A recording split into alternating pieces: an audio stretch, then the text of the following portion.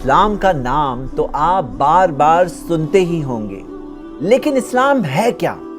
जानने के लिए क्या आप अपनी जिंदगी की 10 मिनट दे सकते हैं? इस्लाम से चाहे आप मोहब्बत करते हो या चाहे आप नफरत करते हो, दोनों के लिए इस्लाम क्या है जानना जरूरी है। अगर आप जानना चाहते हैं आपकी जिंदगी का मकसद क्या है, अगर आप जानना चाहते हैं कि आपका मालिक क्रिएटर कौन है और असल रियल कामयाबी किसे कहते हैं, तो आपको इस वीडियो को एंडिंग तक जरूर देखना चाहिए। इस्लाम में वन गॉड का कंसेप्ट। इस्लाम कहता है कि सबका मालिक पालनहार एक ही है।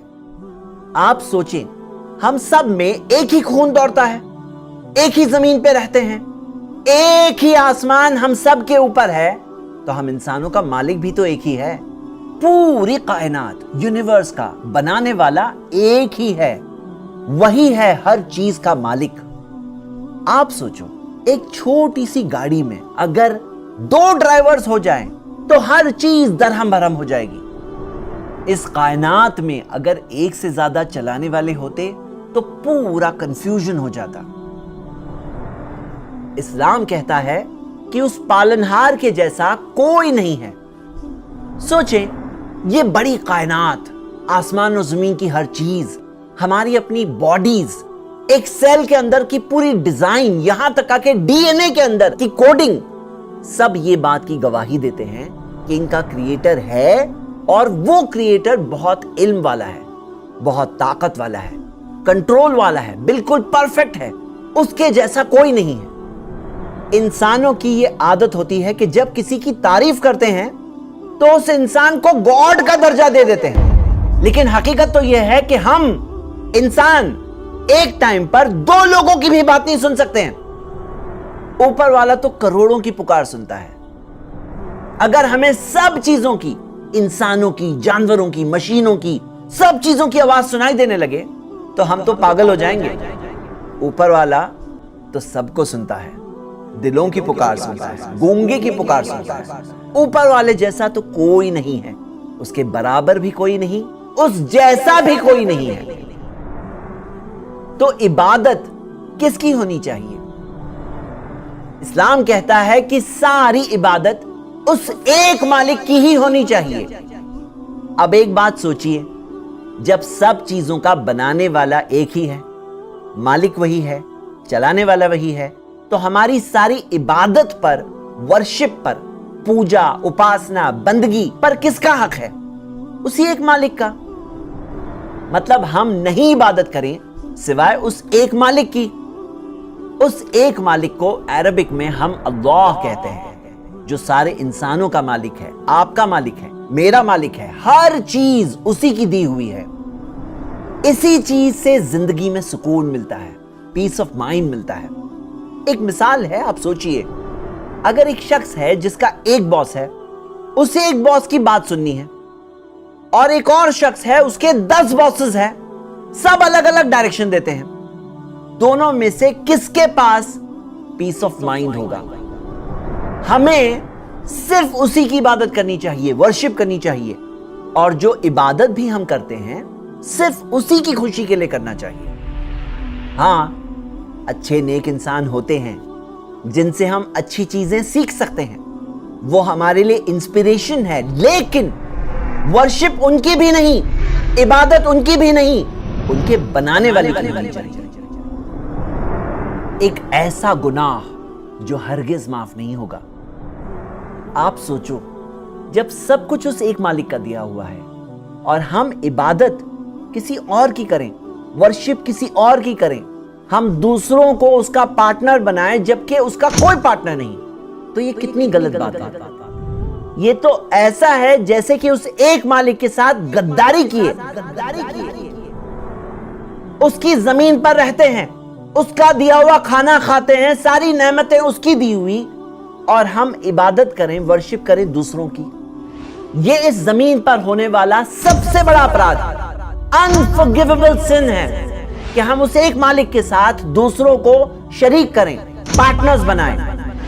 एक ऐसा गुनाह है जो कभी माफ नहीं होगा। मौत के बाद زندگی۔ اسلام سکھاتا ہے کہ مرنے کے بعد زندگی ہے۔ یہ زندگی ایک ایگزام ہے اور ایگزام کا رزلٹ تو آنا ہی ہے۔ مرنے کے بعد ہمارا رزلٹ آئے گا۔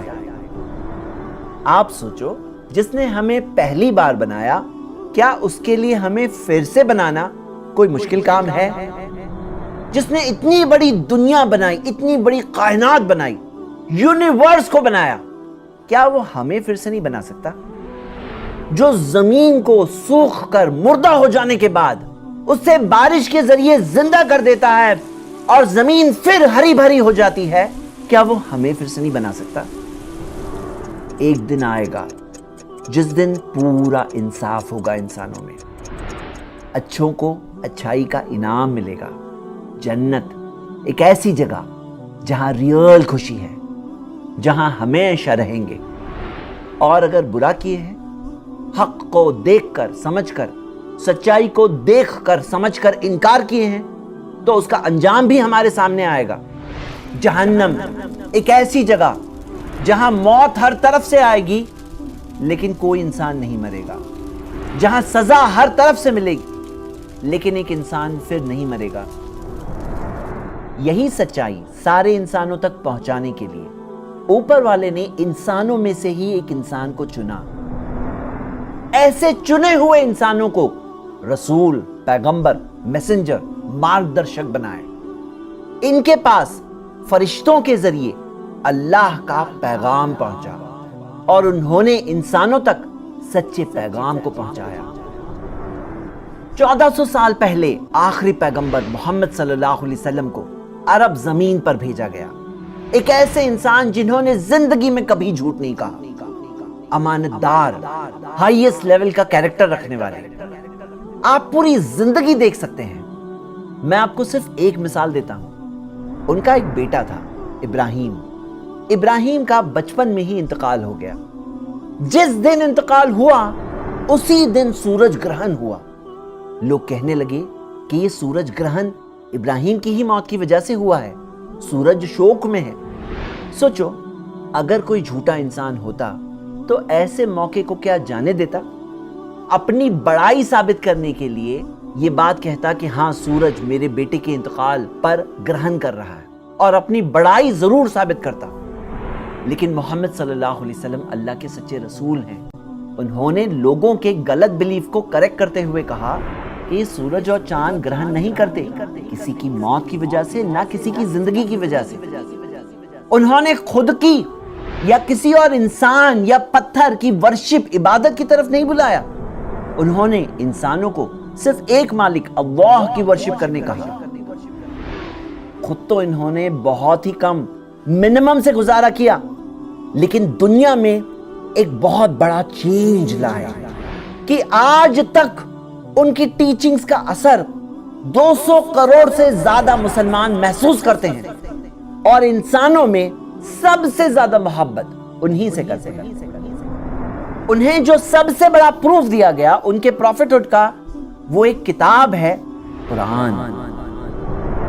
قرآن میں یہی پیور پیغام دیا گیا ہے کہ صرف ایک مالک ہے اور ہم سب کو صرف اسی کی عبادت کرنی چاہیے۔ 1400 سال چلے گئے، قرآن ویسے ہی پریزروڈ ہے، انچینجڈ، جیسے پروفیٹ محمد صلی اللہ علیہ وسلم نے پہنچایا۔ اس کتاب میں 24 جگہوں پہ دیا ہے کہ تم اپنی عقل استعمال کرو، لعلکم تعقلون یا افلا تعقلون۔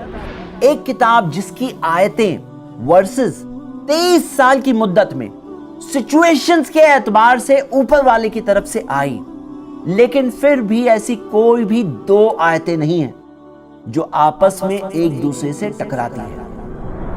ایسی کئی چیزیں ہیں جو سائنس کو تو بعد میں پتا چلا، لیکن قرآن میں 1400 سال پہلے سے لکھی ہوئی ہے۔ ایسے ایونٹس ہیں ان نون ہسٹری کے جو بعد میں ڈسکور ہوئے، لیکن قرآن میں پہلے سے دیے ہوئے ہیں۔ ایسی پیشن گوئیاں ہیں، پروفیسیز ہے جو بعد میں جا کے پوری ہوئی۔ دنیا کے پرابلمز کا سلیوشن ہے اس کتاب میں۔